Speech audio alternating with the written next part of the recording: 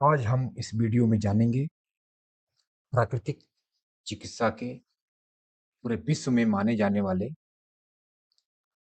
Doctor कौन-कौन हैं, जो प्रसिद्ध बहुत ही फेमस डॉक्टर है और शुरू से ही है, जिन्होंने जो है मॉडर्न नेचुरोपैथ को बढ़ाने में प्रयास किया।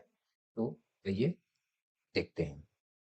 पहले जो डॉक्टर है वो है एडोल्फ जस्ट। इन्होंने जो है रिटर्न टू नेचर नामक पुस्तक लिखी। इनका जन्म 1859 में यानी 1859 में हुआ था और इनकी मृत्यु 1936 में हुई थी। ये जर्मनी के रहने वाले थे। एडॉल्फ जस्ट जर्मनी के प्रसिद्ध प्राकृतिक चिकित्सक और लेखक थे। उन्होंने रिटर्न टू नेचर प्रकृति की ओर लौटो नामक प्रसिद्ध पुस्तक लिखी, जो प्राकृतिक चिकित्सा की महत्वपूर्ण पुस्तकों में गिनी जाती है। उनका विश्वास था कि मनुष्य का सर्वोत्तम चिकित्सक स्वयं प्रकृति है। उन्होंने जर्मनी में चंगबॉर्न नेचर सैनिटोरियम की स्थापना की, यानी प्राकृतिक चिकित्सा संस्थान खोली, जहां रोगियों का उपचार प्राकृतिक तरीकों से किया जाता था। उनका मुख्य सिद्धांत था प्राकृतिक एवं सादा भोजन करना, मिट्टी चिकित्सा यानी मिट्टी के द्वारा ठीक करना जिसको मड थेरेपी कहते हैं, सूर्य स्नान यानी सनलाइट के द्वारा ठीक करना, वायु स्नान यानी हवा के द्वारा ठीक करना, नंगे पैर धरती पर चलना जिसे अर्थिंग अर्थिंग इफेक्ट कहते हैं, शुद्ध जल और स्वच्छ जीवन शैली अपनाना। ये थे जो है डॉक्टर एडॉल्फ जस्ट। इन्होंने जो पुस्तक लिखी थी रिटर्न टू नेचर, इसी पुस्तक को पढ़कर महात्मा गांधी जी जो है 1920 के आसपास जब ये पहली बार उनको ये पुस्तक मिली, पतली सी पुस्तक है रिटर्न टू नेचर, ये हिंदी में भी है। आप ऑनलाइन सर्च करेंगे आपको मिल जाएगा, इसकी पीडीएफ ऑनलाइन पड़ी हुई है। महात्मा गांधी जी को 1920 में यह पुस्तक पढ़ने को मिली। उस पुस्तक को पढ़ने के बाद महात्मा गांधी जी प्राकृतिक चिकित्सक के दीवाने हो गए थे और आपने महात्मा गांधी जी को अक्सर नंगे बदन देखा होगा। जो एक धोती लेते थे उसको बीच से फाड़ कर जो है आधा पहनते थे, आधा ओढ़ते थे। इसका प्रमुख कारण था रिटर्न टू नेचर, जो एडॉल्फ जस्ट की पुस्तक थी। उसको पढ़ने के बाद जो है उन्होंने जो है अपने बदन को खुला छोड़ दिया, जिससे कि अधिक से अधिक सनलाइट उनके बदन पे पड़े, अधिक से अधिक हवा का प्रयास उनके बदन पे पड़े और जो है वो अक्सर नंगे पैर जो है मिट्टी के ऊपर चला करते थे, घास के ऊपर चला करते थे, प्राकृतिक जीवन शैली अपनाया करते थे और बीमार पड़ने पे एडॉल्फ जस्ट का मड थेरेपी के द्वारा अपने आप को ठीक करते थे। आपने अक्सर देखा होगा। उसके बाद जर्मनी में ही दूसरे चिकित्सक पैदा हुए जिनका नाम था डॉक्टर लुई कुने। ये जो है जर्मनी के ही प्रसिद्ध प्राकृतिक चिकित्सक थे। इनका जन्म 1835 में और इनकी मृत्यु 1901 में हुआ, यानी बहुत पहले की बात है। लुई कुने जर्मनी के प्रसिद्ध प्राकृतिक चिकित्सक थे। उन्होंने the new science of healing नामक पुस्तक लिखी। उन्होंने माना कि अधिकांश रोग शरीर में विषैले पदार्थों यानी टॉक्सिन के जमा होने से उत्पन्न होता है।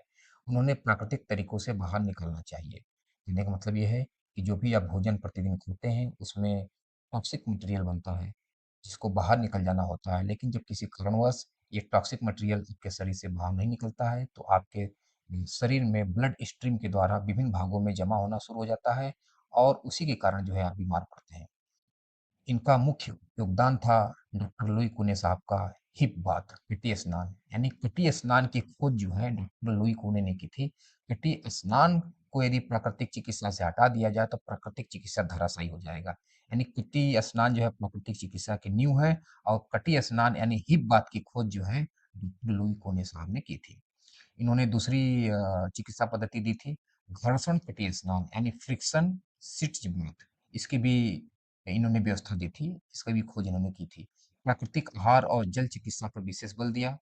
बिना दवाओं के शरीर की प्राकृतिक उपचार क्षमता को बढ़ाने का समर्थन किया इन्होंने। प्राकृतिक चिकित्सा में क्या योगदान रहा? एडोल्फ जस्ट ने प्रकृति की ओर लौटने का संदेश दिया, तो लुई कुने ने जल चिकित्सा और कटी स्नान को वैज्ञानिक ढंग से पूरे विश्व में लोकप्रिय बनाया। इन दोनों के विचारों ने आधुनिक प्राकृतिक चिकित्सा यानी नेचुरोपैथ के विकास में महत्वपूर्ण भूमिका अदा की है। अब जो तीसरे डॉक्टर हैं प्राकृतिक चिकित्सा के, उनकी बात करेंगे हम लोग। उनका नाम है डॉक्टर विंसेज प्रेसेंटिज। इनका जन्म जो है 1799 में और इनकी मृत्यु जो है 1851 में हुआ था। विंसेज प्रेसेंटिज जो है यानी ऑस्ट्रिया में ये पैदा हुए थे।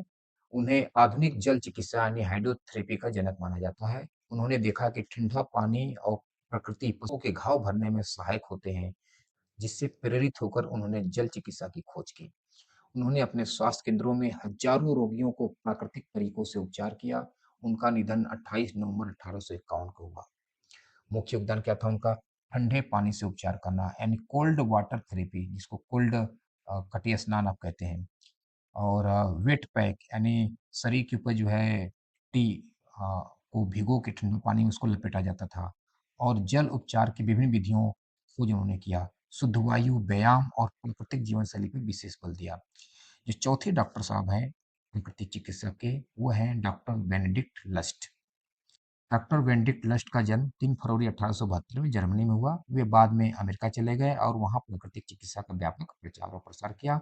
उन्होंने अमेरिका में प्राकृतिक चिकित्सा का जनक माना जाता है, यानी फादर ऑफ अमेरिकन नेचुरोपैथ का जनक इनको माना जाता है, डॉक्टर बेनेडिक्ट लस्ट को। उन्होंने अमेरिका में बहुत सारी जो है प्राकृतिक के ऊपर, नेचुरोपैथ के ऊपर बहुत सारी जो है उन्होंने किताबें लिखी और बहुत सारा प्रचार किया। वहीं से जो है पूरे विश्व में फिर जो है प्राकृतिक चिकित्सा धीरे-धीरे फैलने लगा।